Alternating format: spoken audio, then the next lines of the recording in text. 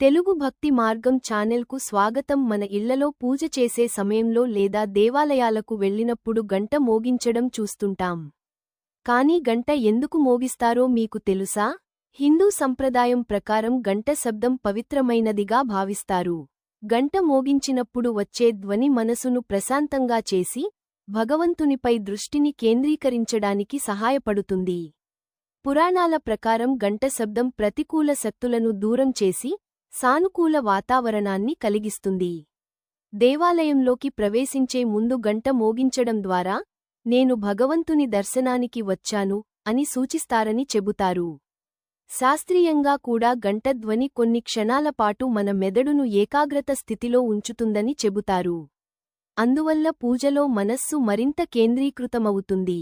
అందుకే ప్రతి పూజ ప్రారంభంలో గంట మోగించడం ఒక ముఖ్యమైన ఆచారంగా కొనసాగుతోంది. కాబట్టి ఇకపై గంట మోగించినప్పుడు దాని వెనుక ఉన్న ఆధ్యాత్మిక ప్రాముఖ్యతను గుర్తుంచుకోండి. ఓం నమః శివాయ. జై శ్రీరామ్.